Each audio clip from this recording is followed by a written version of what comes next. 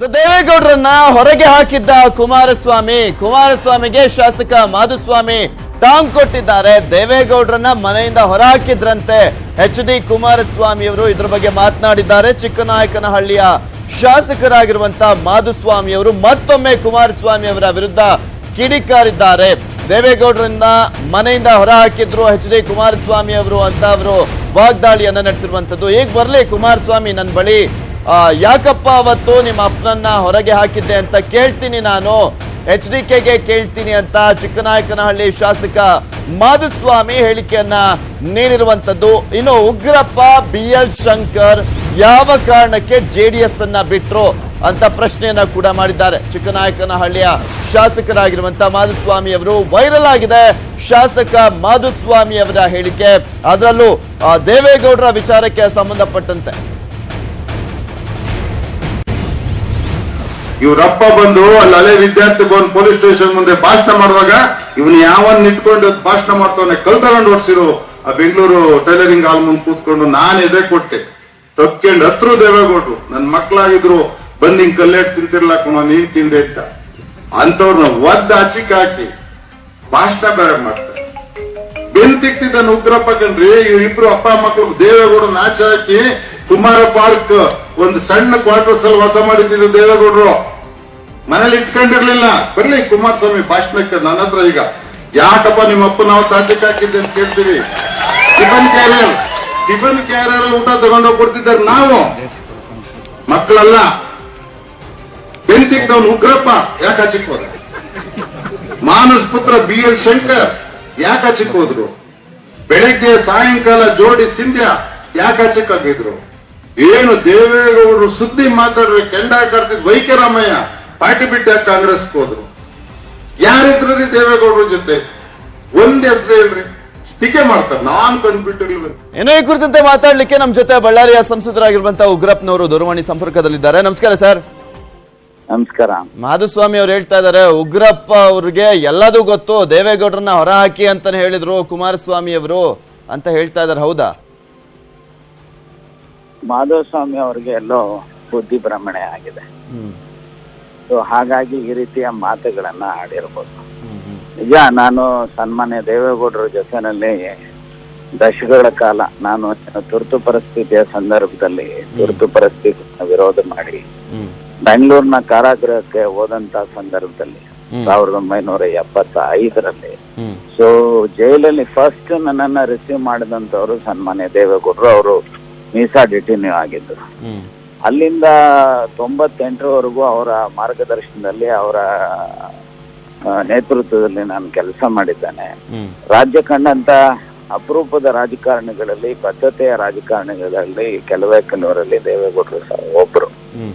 So ಬೇರೆ ಬೇರೆ ಕಾರಣಗಳಿಂದ, ರಾಜಕೀಯ ಭಿನ್ನಾಭಿಪ್ರಾಯಗಳಿಂದ ನಾನು ಕಾಂಗ್ರೆಸ್ಸಿಗೆ ಬಂದಿರಬಹುದು. ಆದ್ರೆ ದೇವೇಗೌಡರನ್ನ ಅವರ ಮಕ್ಕಳಾಗ್ಲಿ ಅಥವಾ ಮತ್ತೊಬ್ಬರಾಗ್ಲಿ ಆ ರೀತಿ ಮನೆಯಿಂದ ಹೊರಗೆ ಹಾಕುವಂತ ಯಾವುದೇ ಸನ್ನಿವೇಶಗಳು ನನ್ನ ಗಮನ. ಸರ್, ಇದ್ರ ಜೊತೆಗೆ ಬೆಂತಿಕ್ತಾ ಇದ್ರು ಉಗ್ರಪ್ಪನವರು. BL ಶಂಕರ್ ಮಾನಸ ಪುತ್ರ ಆಗಿದ್ರು, PGR ಸಿಂಧ್ಯಾ ಅವರು ಜೊತೆಲ್ಲೇ ಇದ್ರು, ನಮ್ದೊಂದು ಟೀಮ್ ಇತ್ತು. ಯಾಕಾಗಾದ್ರೆ ಬಿಟ್ಟಿದ್ದು ನಾವೆಲ್ಲ?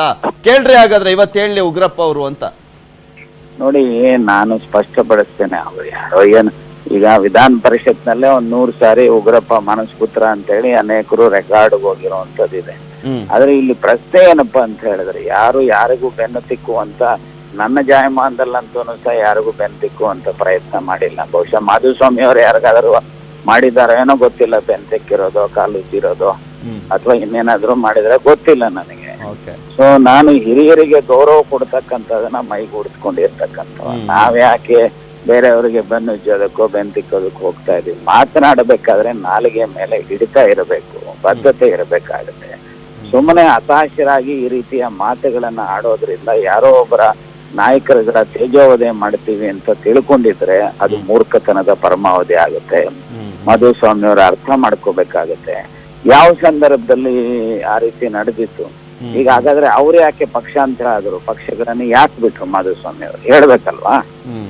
ಅನ್ಯಾಯ ಆಯ್ತು, ಅದಕ್ಕೋಸ್ಕರನೇ ಬಿಟ್ಟೋಗಿದ್ದು, ಇಲ್ಲಾಂದ್ರೆ ಯಾಕೆ ಬಿಟ್ಟು ಹೋಗ್ತಾ ಇದ್ರು ಅಂತ ಹೇಳ್ತಾ ಇದ್ದಾರೆ. ನೋಡಿ, ಯಾರು ವೈಯಕ್ತಿಕವಾಗಿ ನಷ್ಟ ಲಾಭಗಳು ಆಗೋದು ಬೇರೆ, ಆದ್ರೆ ಅಂತಿಮವಾಗಿ ಸಿದ್ಧಾಂತದ ಹಿನ್ನೆಲೆಯಲ್ಲಿ ರಾಜಕಾರಣವನ್ನ ಮಾಡತಕ್ಕಂತ ಸಂದರ್ಭದಲ್ಲಿ ಬೇರೆ ಬೇರೆ ಕಾರಣಗಳಲ್ಲಿ ಸಿದ್ಧಾಂತದ ಕೆಲಸ ಹಿನ್ನೆಲೆಯಲ್ಲಿ ಕೆಲಸ ರಾಜಕಾರಣ ಮಾಡುವಂತ ಸಂದರ್ಭದಲ್ಲಿ ಬದಲಾವಣೆಗಳಾಗಿರ್ಬೋದು, ನಾ ಇಲ್ಲ ಅಂತ ಹೇಳಿದ್ರು. ಅದರ ಅರ್ಥ ಬಿಟ್ಟೋದಂತವ್ರನ್ನ ತೆಗೆದುಕೊಂಡು ಅಟ್ಯಾಕ್ ಮಾಡ್ಕೊಂಡು ಹೋಗೋದು ಇದೆಯಲ್ಲ, ಅದು ಯಾರಿಗೂ ಶೋಭೆ ತರ್ತಕ್ಕಂಥದ್ದಲ್ಲ. ಅದರಲ್ಲೂ ಚುನಾವಣೆಯ ಸಂದರ್ಭದಲ್ಲಿ ಇಷ್ಟು ದಿವಸ ಮಾಧುಸ್ವಾಮಿ ಅವರು ಯಾಕೆ ಬಾಯಿ ಮುಚ್ಕೊಂಡಿದ್ರು ಇದೇ ವಿಚಾರಕ್ಕೆ?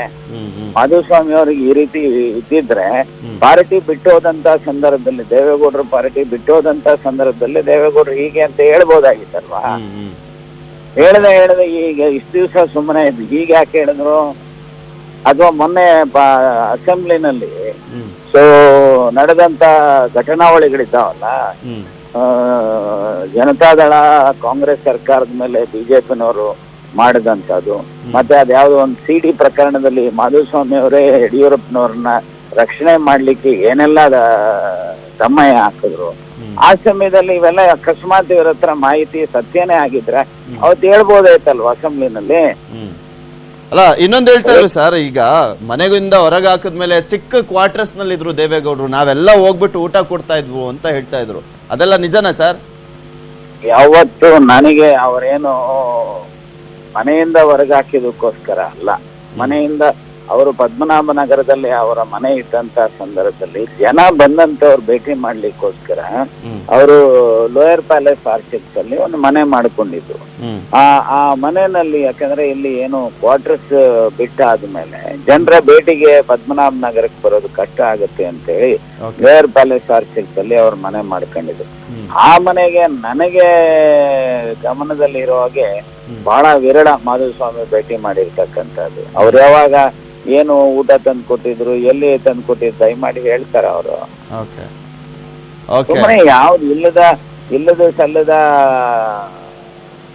ಸೃಷ್ಟಿ ಮಾಡಿಕೊಂಡು ಮಾತನಾಡೋದು, ಇಷ್ಟೆಲ್ಲ ಅನುಭವ ಆಗಿರ್ತಕ್ಕಂಥ ರಾಜಕಾರಣಿ ಮಾತಾಡೋದಲ್ಲ. ಎಲ್ಲೋ ಹತಾಶರಾಗಿ ಬಹುಶಃ ಇವೆಲ್ಲ ಸುಳ್ಳು ಅಂತ ಹೇಳ್ತಾ ಇದ್ದೀರಾ. ಓಕೆ, ಥ್ಯಾಂಕ್ ಯು ಉಗ್ರಪ್ಪನವರೇ, ನ್ಯೂಸ್ 18 ಕನ್ನಡದ ಜೊತೆ ಮಾತನಾಡಿದ್ದಕ್ಕೆ.